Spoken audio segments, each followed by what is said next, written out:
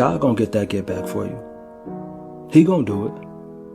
You don't even gotta worry about it. I know it hurt. I know that they did you wrong. But leave it alone.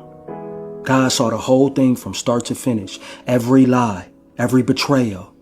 You don't have to chase justice when God already knows the truth. You don't have to do it. While they're busy thinking that they got away with it, God is busy working it out for you. Your job is just to heal. God gonna handle the rest.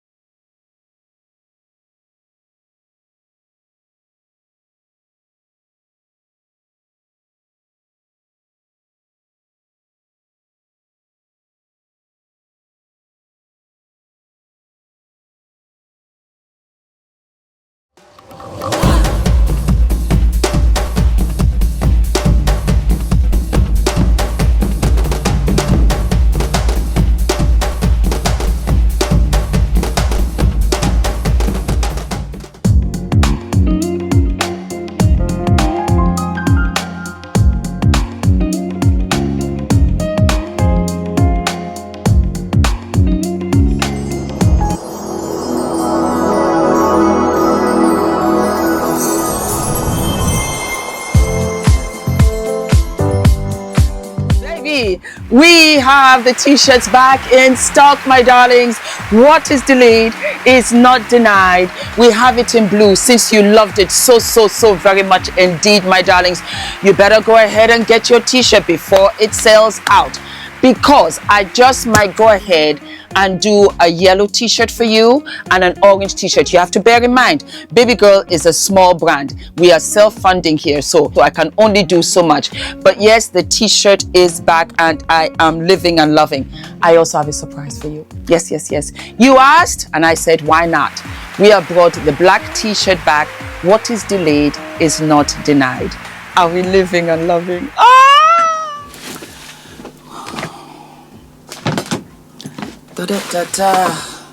Hello, my beautiful Fumi Nation. How are you? How are we? When I tell you behind the scenes, it is intense. It's intense here, but I'm doing as much as I can for the simple reason that the brand, it's coming together, and there are so many things that we have to do. So I'm just all over the place. I usually film in the mornings. It's already 3 in the afternoon because I've just had like 100 different meetings. Needless to say, we are here. Yesterday was Nolan Wells's send-off, his funeral, which was arranged by the beautiful family, and his schoolmates were there, and it was so touching to hear from his mother, to hear from his dad, pictures from his life, pictures that have not been published before. And Al Sharpton was there. Of course, Benjamin Crump, the lawyer, was also there. Al Sharpton, as well as Tyler Perry, are going to donate $100,000 in relation to any more information that we can get about the disappearance of Nolan Wells. First, I want to give all thanks and honor and glory to God for choosing Elmore and me to be Nolan's parents. We thank you, Lord, for the beautiful 18 years that you blessed us with him. Thank you for the joy he brought not only to our family, but also to his friends and everyone in the community whose lives he touched. Nolan had such a gentle, calming spirit about him. He had a way of making people feel seen, welcome, and valued. He could lift your confidence with just a few words and make you feel like you belonged. If you ever had the privilege of meeting our son Nolan or calling him a friend, then you experienced a glimpse of God's love through him. He was both protective and nurturing. He often told us that one day he wanted to have 3 daughters that he would name Sophia, Charlotte, and Olivia. He had a deep love for the Lord and an unwavering faith that was evident in the way he lived his life. As much as our hearts are broken We find peace in knowing that our son is resting in the arms of the Lord. We will miss everything about him, from his quiet nature to the corny jokes, his gentle smile, the way he made everyone around him feel comfortable, loved, and at ease. Your absence has left an emptiness that can never truly be filled. A piece of our hearts will always be missing. Nolan, your father and I are incredibly proud of you. We've always been proud of you, of the young man you were, and we will always be proud of the legacy of love, kindness, and faith that you have left behind. In a world that can often feel dark, be like Nolan. Be the light that brightens the lives of those around you.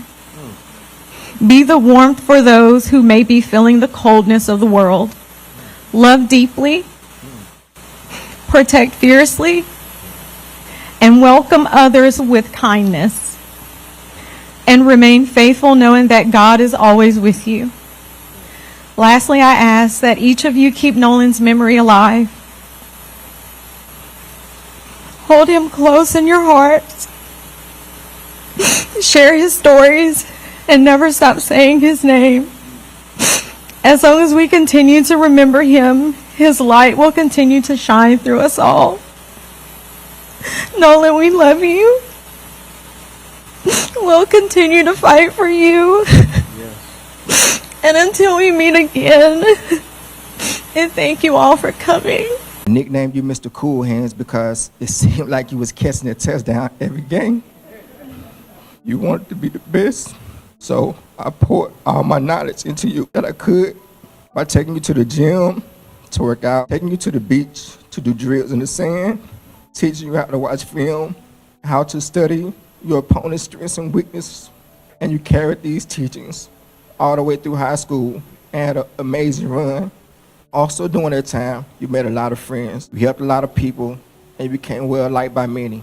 It really warmed me and your mother's heart when we would get a phone call or an email from a teacher talking about something that you did for a fellow student. All the teachers love Nolan. The day you came home from college, you came in the room and you asked me about training. You would always ask us, well, always tell us about things that you want to do for us. When you signed with a school, you want to do this and take me and your mother there. And I would always tell you that, son, you need to take it one day at a time. During this time, you trained, you worked out. The bond with your younger siblings grew stronger because they looked up to you for motivation, especially your younger brother, which played the same position that you did. You guys' competition, Cannon, Nolan loved you, and he wanted you to do just as good as he did. Ethan, the same way. Even though you weren't a receiver, he wanted you to do great things. Carly, Jaden, with you guys being the oldest, he wanted the best for you guys. And I know that he would have did anything he could to make you guys happy. I just want to say thank you all for coming out. Thank you all for coming out and celebrating our son. Nolan meant a lot to a lot of people. And today it just shows us how much he meant to the community. For those of you who are not aware, Nolan Wells was a wonderful, beautiful, handsome young football player, an athlete who came from Mississippi, and he went with his 3 white friends on a boat to Horn Island. Horn Island is a wonderful strip where you go and enjoy the water, enjoy the sunshine. It's 4th of July, they're having a good time. And Nolan Wells had gone to Horn Island, from what I have found out, for the past 10 years, which would mean that he was going there since he was 8 years old, escorted by his parents until they were old enough where they were going out there on their own. Needless to say, They got to the island. They had a wonderful time. He bumped into a girl which he liked and was seeing for the very first time. He had not met her prior to that day. And he told his friends that he would stay back to talk to her.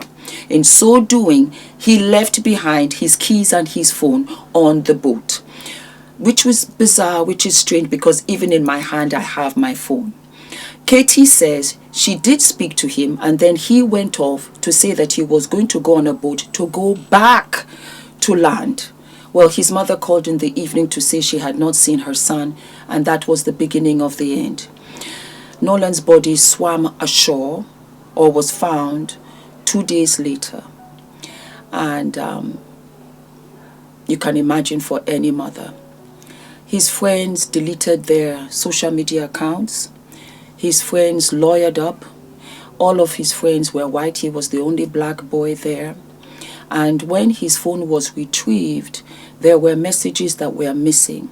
His body has been sent for a second autopsy from Mississippi to Washington, D.C.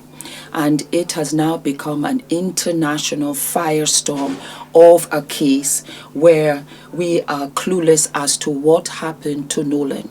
He literally vanished. Nobody saw him after a certain time. Around 3-4, nobody saw him. He was not on any other passers-by phone, in the back, on the front, on the side. We got a picture of him in a swimming pool, but that picture has been debunked because it was taken on the 27th of June, which was relatively, give or take, a week before the 4th of July celebrations. We have not heard from any of his white friends. Like I said, they have lawyered up. And so here we are, and our hands and hearts are open to every mother, because we know a Nolan. He could have easily been my son. He could have easily been my nephew. He could have easily been the son of my neighbor. We know a Nolan. His life cut so short. When I was just looking at his biography, it was so sad, because 18 years goes that fast. That is the length of Ula and I's marriage, which meant that he was just born 2008, 2009. Can you imagine? And so now they had the goodbye, which was absolutely beautiful.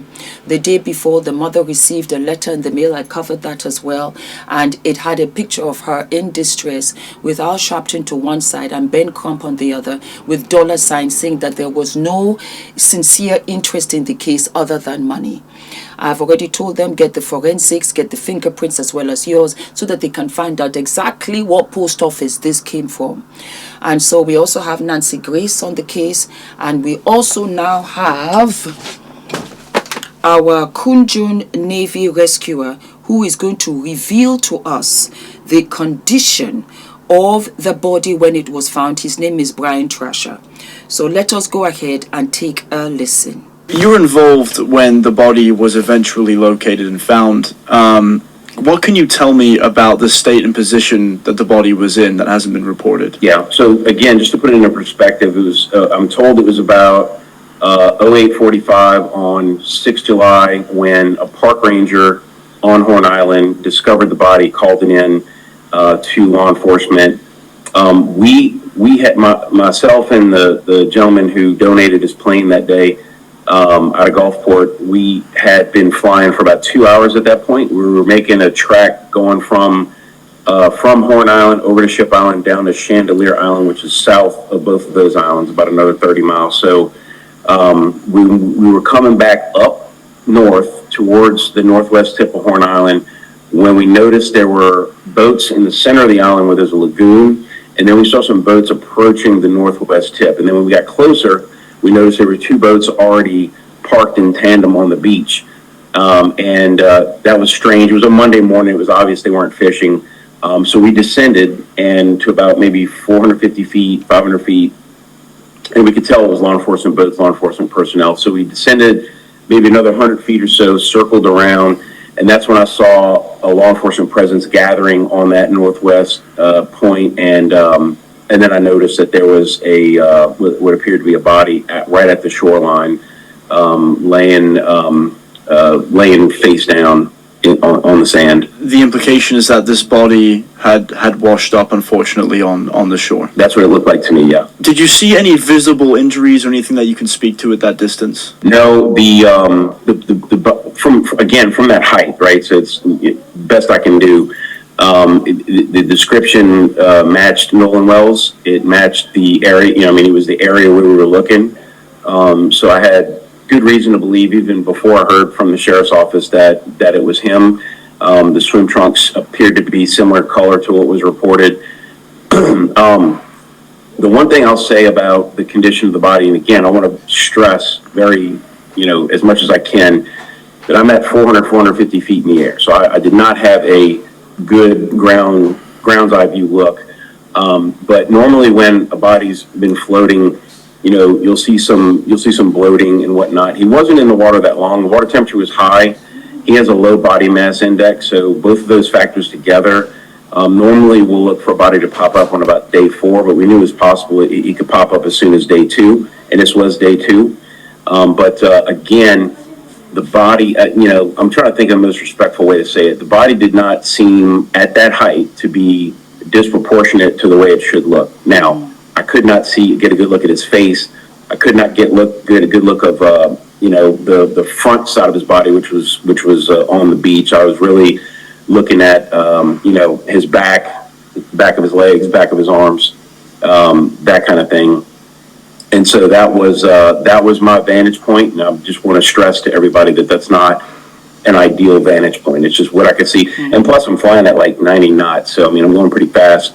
So I'm really getting when I say a glimpse, it's a glimpse. Was there anything about the location, how close to shore, how far from the shore when he was last seen, that struck you as unusual? I don't want to say unusual, but I would say that the wind and drift patterns that I was studying had me believing that he was going to be taken through that ship channel between Horn Island and Ship Island and carried south.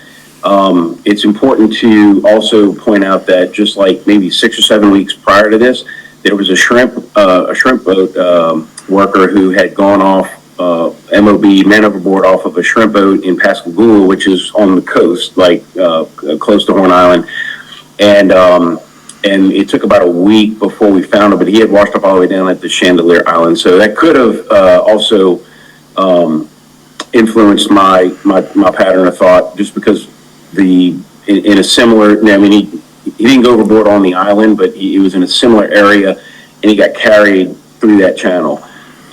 Based on where Nolan washed up, my assumption, again, I'm a search and rescue person, I'm not an investigator, but it seems like what happened was he was carried north, which indicates to me that he might have got caught in a rip current, and it carried him north, and then as the tide slacked and the current changed back to a south, it floated him back heading, it carried him right back to the beach. The only thing that really stood out to me that I was not expecting is that he washed up very, very close to the last spot where he was seen alive. I wasn't expecting that.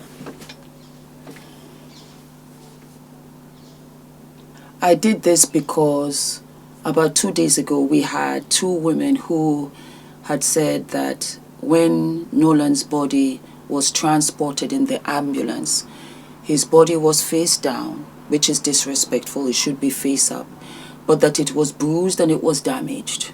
All right, so we want to talk about Nolan Wells today. So today, we actually know someone that works transporting bodies, human remains, and things like that. So today I got a call from that person, and they were just talking about the body that they came across. This was Nolan Wells. So before knowing all that, he said that the body was mistreated. Yeah. It looked abused. It looked like he was tortured. Looked as if he was burnt, maybe. Where? Face, body, said he was burnt. And not only that, his body was mistreated when they transported him. So as they were transporting him, he was actually face down. So everyone knows when you're transporting a body, when only a couple of people work that job, they all know you don't transport the body face down. That's kind of very disrespectful. So you always have them face up. Well, specifically his body whatever reason was face down, and me personally, I took that as disrespect. Yeah. heart goes out to the family. Yes, definitely. Because all we know is what they put out on the internet. But today, we What's actually real. found out a lot about his autopsy without even reading the autopsy. Yeah. It's heartbreaking. I'm so sorry that family have to go through this. Really just... I want to give our condolences Yeah. to the family, you know, as a mom or moms. Grandmothers. Dads. Just family, period. You know, just we give the most prayers to you, and we stand behind you because we know Right. what really happened. Right. So, And at the end of the day, whatever lies those families have covered up, or whatever lies they're trying to cover, we're sorry, and we're here for you, and we just want you to know that what was seen today was unacceptable. It's unacceptable, and that's why we want to inform. So what's going on during the transport, like this that? Isn't something you can be quiet on At all. when you've seen something so heartbreaking as a child, you know, go through something traumatic. Yes. It hurts to know that that was done to him in the ways that we can't even express. Right. And as a person, you should have some type of humanity. Right. And I felt like those people who was transporting him did not have humanity in no way, shape, or form. Because if I can feel the way I feel about this situation, just listening to what happened, you also can listen to what happened to this child. Right. Because at the end of the day, that is a child that you did that to. Right. So this child needs justice. Because we're not going to sleep until he gets it. At all. And I heard the feds are in Mississippi right now. So justice for Nolan Wells. No matter what. Our heart goes out to his mom, his family, everybody.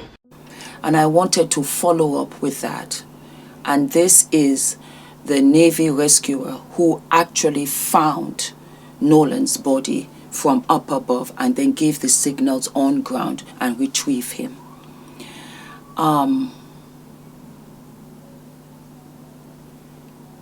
I am very frightened to say.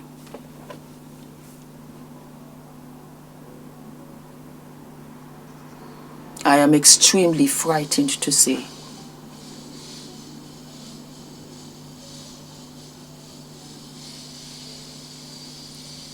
Two things.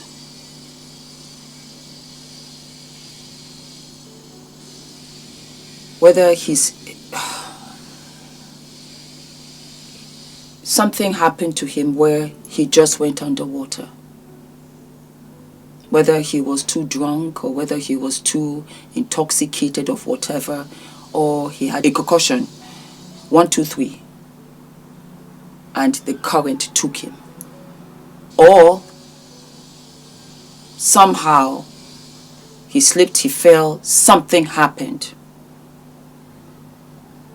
Or maybe he even had somewhat of a stroke or something, and that was how he went under. And the current took him and brought him right back. Whether it was done to him or done to himself.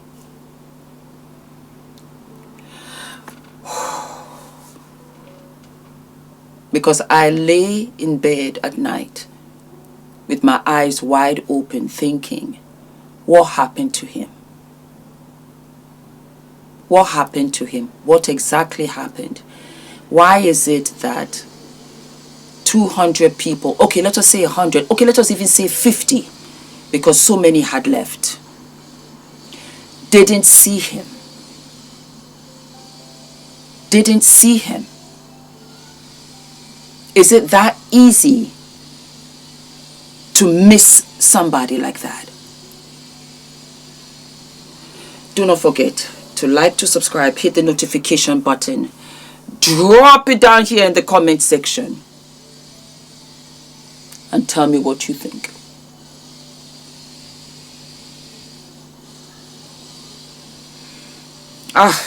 Justice for Nolan. And my heart goes out to the family. It's very hard. This is a tough one.